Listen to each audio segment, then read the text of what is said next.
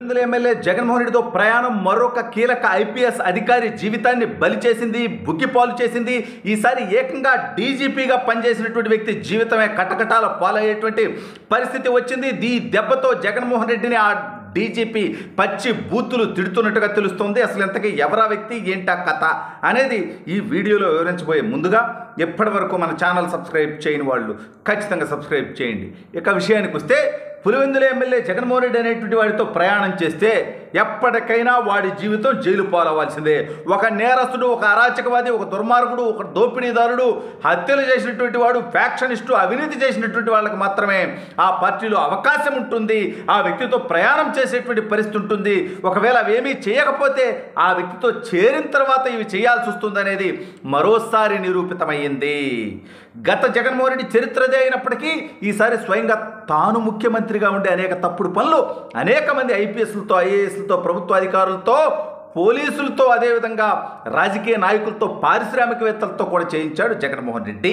ఇటీవల వరుసగా చాలామంది జైలుకి వెళ్తా ఉన్నారు. అవన్నీ మనందరం చూస్తూ ఉన్నాం. విస్తుపోయేటువంటి వాస్తవాలు బయటకు వస్తున్నాయి, మనందరం చూస్తున్నాం. అయితే జగన్మోహన్ రెడ్డిని నమ్మి ఒక డీజీపీగా పనిచేసినటువంటి వ్యక్తి ఇప్పుడు జైలుకి వెళ్ళేటువంటి పరిస్థితి రావటం, ఇప్పుడు నాకేమీ సంబంధం లేదన్నట్టుగా నోరే తెరవకుండా యాక్టింగ్ చేస్తూ ఉన్నప్పటికీ అతని జీవితం జైలు పాలనేది ఖాయమైపోయింది. ఆల్రెడీ పిఎస్ఆర్ ఆంజనేయులు అనేటువంటి ఒక అరాచకవాది, ఒక దుర్మార్గుడు, ఫేక్ ఎన్కౌంటర్లు చేసినటువంటి వ్యక్తి, అనేక తప్పుడు పనులు చేసి వందలాది కోట్ల రూపాయలు అక్రమంగా సంపాదించి వాళ్ళ జైలు జీవితం గడుపుతున్నటువంటి వ్యక్తిని మనందరం చూస్తూ ఉన్నాం.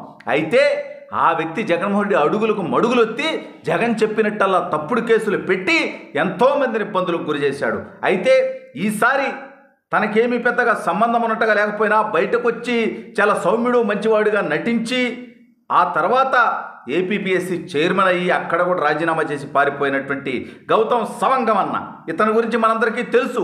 ఆంధ్ర రాష్ట్ర డీజీపీగా చేసి చంద్రబాబు నాయుడు గారిపైన వైసీపీ కార్యకర్తలు దాడి చేస్తే, ఏందిరా నాయన ఈ రకంగా దాడి చేయడం కరెక్ట్ కదా, పోలీసులు అడ్డుకోవాలి కదా అంటే, ఇది భావ ప్రకటన స్వేచ్ఛ అని చెప్పినటువంటి దుర్మార్గమైనటువంటి వ్యక్తి ఈ యొక్క గౌతమ్ సవాంగ్ అనేటువంటి దుర్మార్గుడు.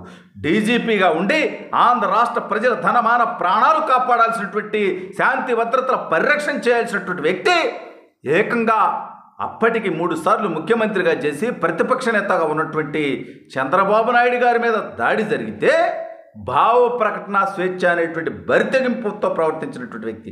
అయితే ఈ రాష్ట్ర ప్రజలు ఆలోచించాల్సింది ఏంటంటే, వీళ్ళందరూ కలిసి చేసినటువంటి తప్పుడు పని అత్యంత ఘోరమైనటువంటి నేరం ఏంటయ్యా అనేది ఒకసారి ఆలోచన చేస్తే అది అత్యంత క్రూరం, నీచం, నికృష్టం. అదే గ్రూప్ 1 పేపర్ల మూల్యాంకనం పేరిట వీళ్ళ అనుయాయులకి ఉద్యోగాలు ఇచ్చుకోవటం కోసం అసలు క్యామ్ సైన్ అనేటువంటి ఒక ఫేక్ కంపెనీని తీసుకొచ్చి వాళ్ళు ఏ రకమైనటువంటి మూల్యాంకనం చేయకుండా 66 మందిని, అంటే వాళ్ళ దగ్గర పనిచేసేటువంటి వ్యక్తుల్ని, డ్రైవర్ల భార్యల్ని, దారిని పోయేటువంటి దానయ్యల్ని తీసుకొచ్చి హాయిలాండ్లో కూర్చోబెట్టి కాఫీలు, టీలు, టిఫినీలు పెట్టి వాళ్ళకి 1,14,00,000 రూపాయలు విత్డ్రా చేసుకున్నారు ఏమి చేయకుండా. అక్కడ వెంకట సుబ్బయ్య అనేటువంటి ఒక సహాయ కార్యదర్శి హోదాలో ఏపీపీఎస్సీలో పనిచేస్తున్నటువంటి ఒక అధికారిని అడ్డం పెట్టుకొని అతని ద్వారా ఈ తతంగం అంతా నడిపించి వీళ్ళకి ఇచ్చినటువంటి ఇన్స్ట్రక్షన్ ఏంటంటే, మీరేం మూల్యాంకనం చేయక్కర్లేదు, మేమే మార్క్స్ ఇస్తాం, జస్ట్ అవి మీరు వేసేయండి.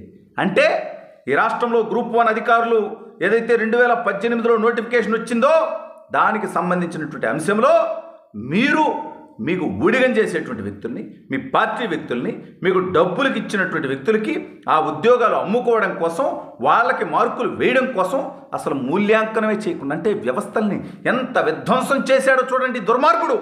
ఏకంగా ప్రభుత్వ ఉద్యోగాల్లో కూడా యువత పాపం ఎంతో కష్టపడి కొన్ని సంవత్సరాల పాటు ప్రిపేర్ అయ్యి లక్షలాది రూపాయలు ఖర్చు పెట్టి జీవితం పైన ఎంతో ఆశతో వాళ్ళు వచ్చి ఉద్యోగం కోసం ఆ యొక్క ఎగ్జామ్స్ రాస్తే వాటి మూల్యాంకనం కనీసం చదవకుండా, వాళ్ళకి మార్కులు వేయకుండా, వీళ్ళు నిర్ణయించుకున్న వాళ్ళకి మార్కులు వేసుకోవడం కోసం అత్యంత దుర్మార్గంగా ఒక 66 మందిని ఏ అర్హత లేనటువంటి వ్యక్తులను ఐలాండ్లో పెట్టి వాళ్ళ ద్వారా వీళ్ళకి ఇష్టమైనటువంటి వాళ్ళకి మార్కులు వేసుకొని, అంటే ఈ రాష్ట్రంలో ఇక ఏ వ్యవస్థను నమ్మాలి? జగన్మోహన్ రెడ్డి హయాంలో చేసినటువంటి పనులకి ఏ వ్యవస్థ మీద కూడా ప్రజలకు నమ్మకం లేనటువంటి పరిస్థితికి ఇవాళ జగన్మోహన్ రెడ్డి దిగజార్చాడు ప్రతి ఒక్క వ్యవస్థని.